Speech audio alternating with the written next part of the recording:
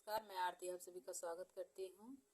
छोटा सा गारी गीत गाने जा रही हूँ। अगर अच्छा लगे तो ज़रूर बताइएगा कमेंट कर हमारा गीत कैसा लगा। अच्छा लगे तो ज़रूर बताइएगा दोस्तों।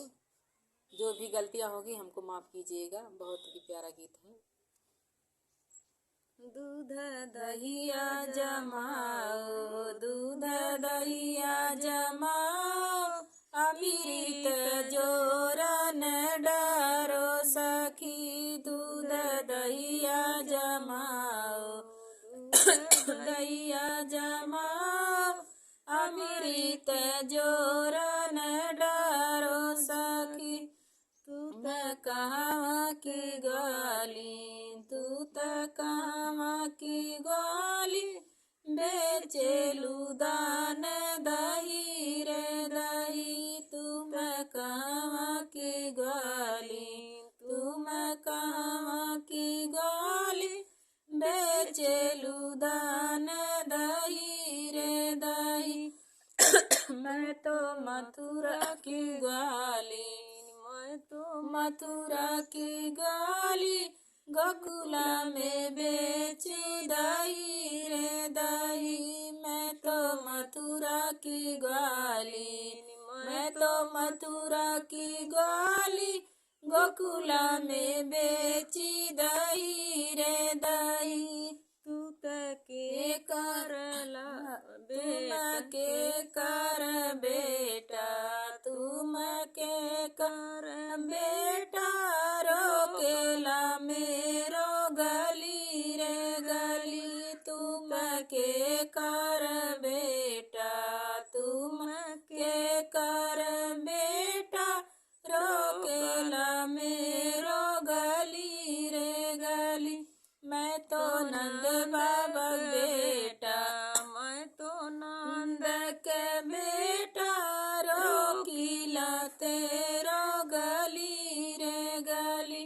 मैं तो नंद के बेटा, मैं तो नंद के बेटा, रोकीला तेरो गली रे गली।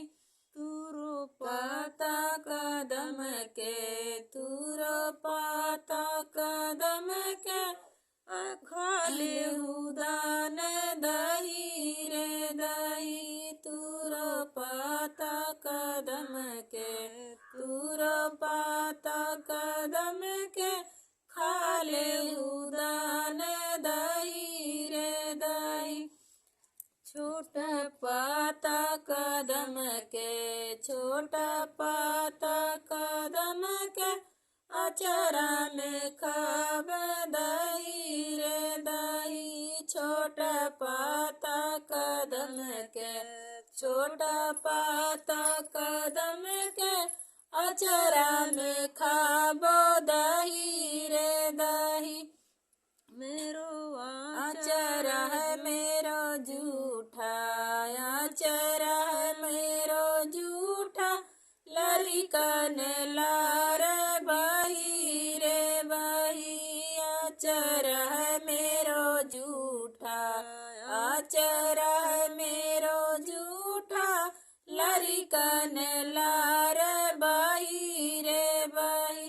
कहिया अइलू गवनवा, कहिया अइलू गवनवा, कहिया भइलू लरिकोरी सखी। कहिया अइलू गवनवा, कहिया अइलू गवनवा, कहिया भइलू लरिकोर जी। नैहर भाई भतीजा, नैहर भाई भतीजा, उनही कलार बही रे बही। नैहर भैया भतीजा, नैहर भैया भतीजा, उनही कलार बही रे बही। तू त झूठा है नाली, तू त झूठो है गाली, अबहिन नारी नाई रे नाई। तू त झूठी है गाली, तू त झूठी है गाली, अबहिन नारी नाई झूठो ए ग्वाली, तू त झूठो